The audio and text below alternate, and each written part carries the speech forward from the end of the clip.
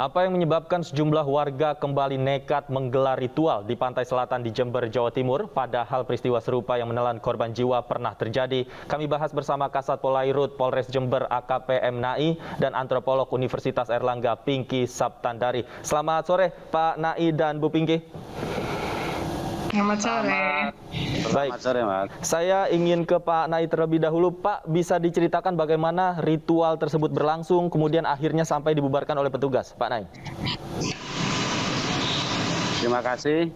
Saya selaku Kasat Polairut Polres Jember pertama kali mendapat informasi dari warga bahwa ada sekelompok orang yang akan melaksanakan ritual dan mereka sudah melaksanakan dan mereka menceburkan diri ke laut, tepatnya di Pantai Watu Ulo. Setelah mendapat informasi tersebut, kami langsung berkoordinasi dengan Bapak Kapolsek Ambulu, termasuk relawan dan sarbinaan kita yang ada di sana, yaitu sarbinaan Satpol Polres Jember, untuk menghimbau pada mereka dan segera naik ke permukaan agar peristiwa tanggal 13 Februari yang menelan 11 korban di Pantai Payangan tidak terulang kembali. Dan alhamdulillah rombongan tersebut langsung naik memenuhi himbauan kita dan tidak ada korban jiwa. Begitu, Mas. Baik, Pak Nai, ada berapa orang warga yang melakukan ritual? Yang kami ketahui ada 18, terdiri dari 13 pria dan ada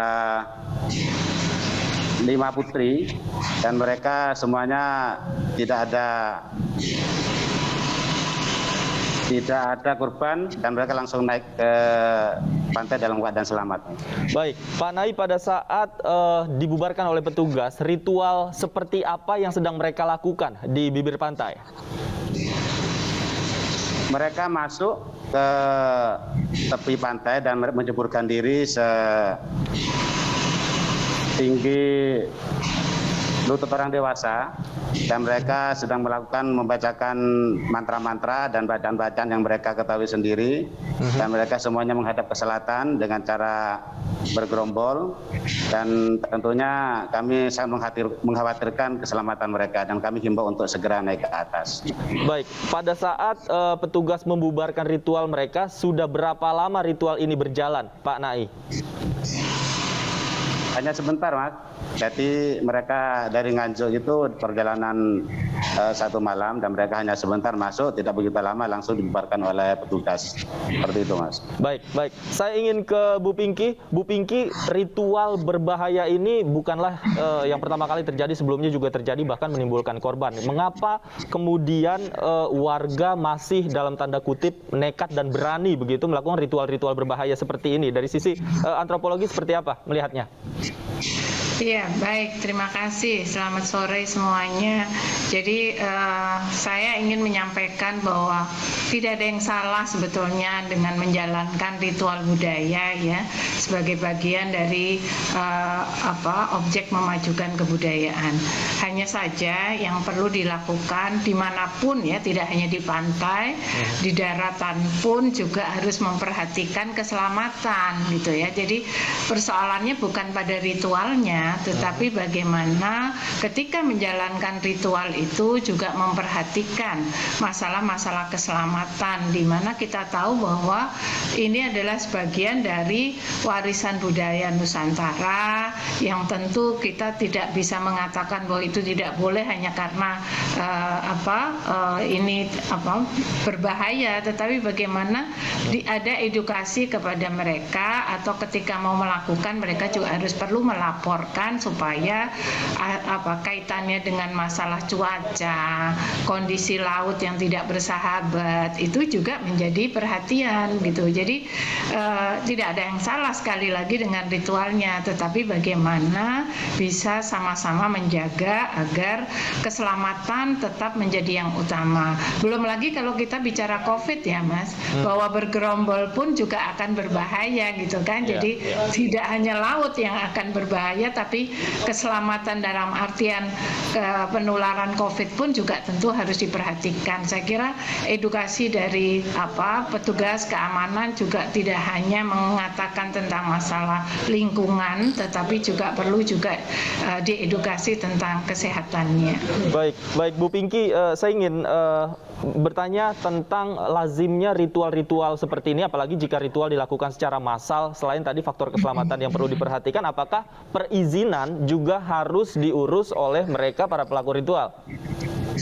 Ya, saya kira penting ya, apalagi sekarang ya, kita menikahkan aja harus izin gitu ya, walaupun hanya mengumpulkan sekian orang saja, akad nikah pun harus izin karena berkaitan dengan COVID dan sebagainya. Selama sesuatu itu aktivitas berkaitan dengan keamanan, keselamatan, baik dari sisi penyakit maupun kebencanaan, saya kira memang perlu ada satu perizinan yang ditetapkan pada mereka-mereka yang melakukan, supaya bisa ada satu antisipasi dari petugas keamanan maupun dari mereka sendiri untuk ada satgas yang terlibat, lalu juga memperhatikan dari sisi kebutuhan pelampung dan sebagainya. Jadi tidak mereka hanya atas nama kebutuhan ritual lalu mengabaikan perizinan, mengabaikan keselamatan, lalu juga mengabaikan dari sisi penularan penyakit.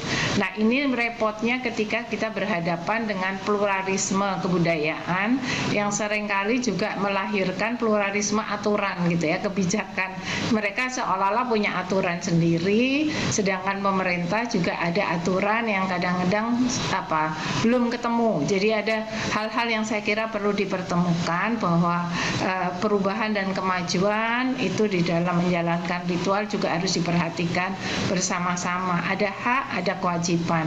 Saya kira ini demi keselamatan bersama. Baik. Saya ingin kembali ke Pak Naih. Pak Naih, terkait dengan tadi perizinan yang mungkin tidak diurus oleh warga yang melakukan ritual, lazimnya sebelum-sebelumnya jika memang warga ingin melakukan ritual, karena ini bagian dari kebudayaan, apakah perizinan juga harus tetap dilakukan, Pak Naih? Sebaiknya memang begitu, Mas. Setidaknya lapor ke Polsek, nanti Polsek akan menindaklanjuti ke Babin Kaptipmas, dan kami juga akan berkoordinasi, sehingga dalam mengantisipasi untuk mengamankan mereka, kita siap. Kalau memang tidak ada pemberitahuan, kita kesulitan untuk mendeteksi mereka datangnya kapan dan mereka melakukan kegiatan kapan.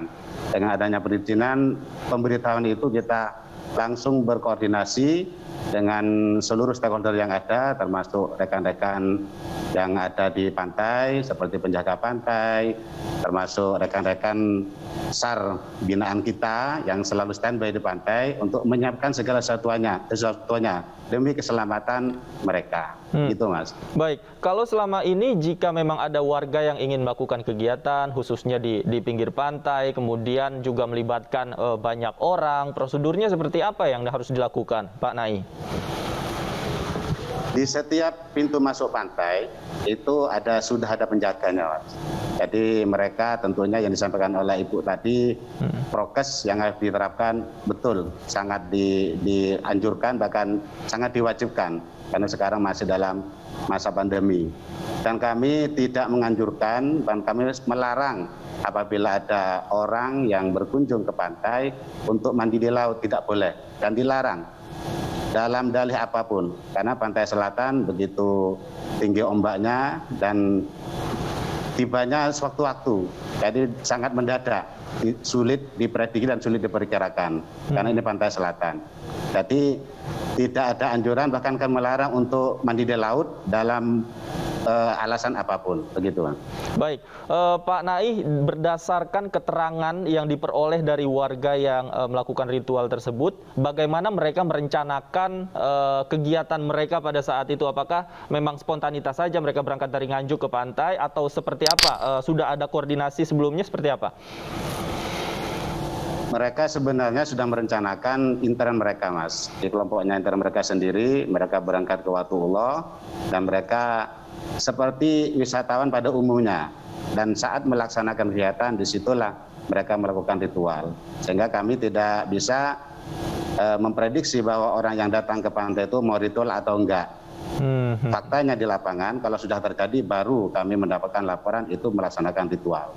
Seperti itu. Baik, mereka ini berasal dari mana sih Pak Naim? Maksud saya apakah berasal dari sebuah organisasi atau perkumpulan atau komunitas seperti apa?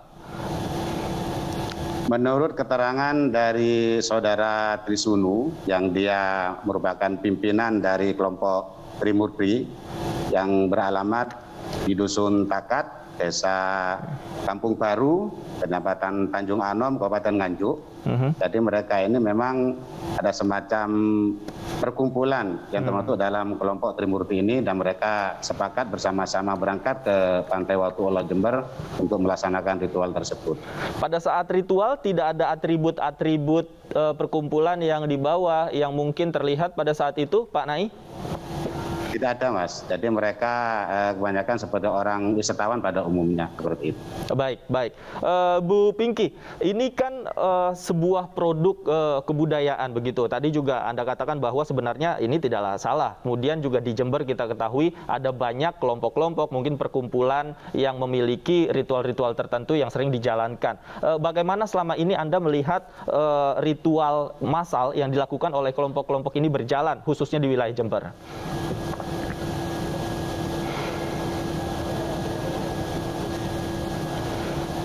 Baik, Ibu Pinky, silakan. Mohon maaf, Ibu Pinky masih di mute sepertinya suaranya. Ya, pertanyaannya apa, Mas? Iya, tadi ini dikatakan bahwa warga yang melakukan ritual adalah bagian dari kelompok Trimurti. Kita ketahui bersama di Jember itu banyak sekali kelompok-kelompok tertentu kemudian yang melakukan ritual-ritual tertentu juga, khususnya secara massal. Khususnya di wilayah Jember, seperti apa Anda melihat kelompok-kelompok ini menjalankan ritualnya secara massal, Bu Pinky?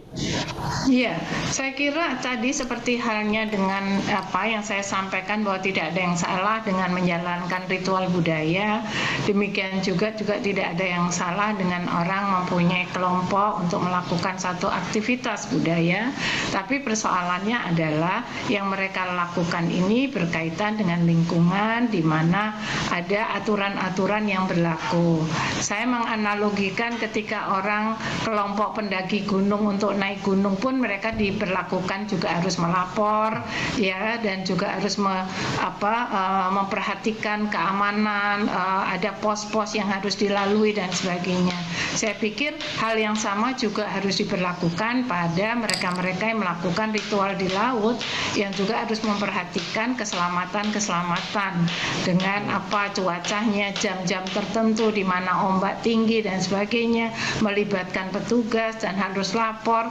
Nah, hal-hal ini kalau dilakukan tentu akan ada upaya-upaya yang bisa bersifat preventif gitu ya, bahwa kapan mereka bisa nyemplung, kapan yang tidak, karena ada hal-hal yang berbahaya untuk mereka secara individu maupun kelompok. Jadi saya pikir ini harus diperlakukan karena kita tahu bahwa hal-hal semacam ini akan terjadi gitu ya, dan petugas tentu harus ada pendekatan yang bersifat promotif, preventif gitu ya, agar mereka juga memiliki satu kesadaran bersama, lalu juga mempunyai satu gambaran tentang kenapa dilarang. Itu tentu tidak sekedar persoalan ritualnya, tetapi lebih kepada tujuan keselamatan. Itu saya kira. Baik. Kemudian kita kembali ke kasus ini. Jika ada warga melakukan sebuah ritual tanpa izin dan dibubarkan oleh petugas, apa yang dilakukan petugas sudah betul ya, Ibu Pinky? Ya, saya kira artinya begini, didampingi atau juga pun dicegah karena pada saat itu memang sangat berbahaya, saya kira tidak ada salahnya. Hal yang sama saya kira juga akan dilakukan Satgas Covid ketika misalnya ada satu kegiatan yang tidak berizin, potensi kerumunan gitu ya. Jadi di saat pandemi Covid ini kan sebetulnya instansi yang berwenang untuk melakukan tindakan-tindakan untuk melindungi melindungi, mencegah hal-hal yang berbahaya itu akan banyak ya, dan mulai dari Satgas Covid sampai dengan tadi kalau kita bicara laut itu juga ada petugas-petugas yang memang berwenang di sana. Jadi bersama-samalah, apakah itu polisi, apakah itu tadi Satgas dan penjaga pantai, mari bersama-sama untuk bersatu memberi edukasi kepada masyarakat bahwa melakukan ritual dengan situasi yang berbahaya tentu akan merugikan dan contohnya sudah ada. Oke, ini penting sekali pesannya untuk diterima oleh masyarakat bahwa yang terjadi masalah bukan dari ritualnya, tapi faktor keselamatan yang mungkin tidak selalu dipenuhi oleh warga yang melakukan ritual-ritual tersebut. Saya ingin kembali ke Pak Nai. Pak Nai, ke depan apa yang mungkin dilakukan sebagai langkah antisipasi terhadap warga yang mungkin akan melakukan ritual serupa di pantai, Pak? Terima kasih kepada warga yang akan berkunjung ke pantai. Monggo kami persilahkan. Itu memang hak mereka masing-masing untuk berwisata dan akan kami kawal, akan kami amankan. Namun mohon ketentuan yang sudah ditetapkan harus betul-betul tetap diperhatikan, terutama prokes. Ya, jadi karena sekarang masih dalam kondisi pandemi COVID-19 dan juga mohon untuk melapor ya kepada petugas. Silakan itu ada polsek, ada petugas pantai, termasuk ada SAR binaan yang ada di pantai. Kami banyak tersebar di sana. Dan sekali lagi, walaupun di pantai, mohon jangan sekali-kali turun, yaitu turun ke laut. Karena di laut itu bukan untuk mandi, bahkan sangat mengancam dan membahayakan jiwanya. Silakan berkreasi di pantai, cuman jangan sampai mandi di laut. Demikian, Mas. Baik, Pak Nai, satu pertanyaan terakhir, di tempat-tempat mana saja yang mungkin selama ini kerap dijadikan tempat bagi kelompok warga untuk melakukan sebuah ritual, Pak Nai? Apakah sudah dipetakan? Sudah, Mas. Jadi kalau kita urutkan dari timur, sepanjang pantai di wilayah Kabupaten Jember memang banyak sekali jalan-jalan yang menuju ke pantai. Namun ada beberapa tempat yang khusus mereka lakukan kegiatan seperti itu, seperti yang kemarin terjadi di Payangan, Desa Sumberjo, Kecamatan Ambulu. Yang berikutnya termasuk yang terjadi kemarin tanggal 26 kemarin di Pantai Watu Ulo juga, ada juga di Tanjung Papuma. Ke barat kita juga ada di sana di Pantai Pancer Puger. Ke barat lagi ada di Pantai Paseban Kencong. Jadi betul-betul pantai di wilayah Kabupaten Jember itu sangat unik dan memang sangat bagus untuk didatang untuk berwisata. Namun harus berhati-hati karena ombaknya begitu besar dan sangat berbahaya. Dan kami sudah memetakan semuanya untuk antisipasi kegiatan tersebut. Baik, kita garis bawahi bersama bahwa yang terpenting adalah faktor keselamatan dan juga mungkin perizinan, ya, bukan faktor ritualnya yang dilarang sama sekali. Baik, terima kasih Pak Nai dan Bu Pinky sudah bergabung bersama kami di iNews Sore. Selamat sore.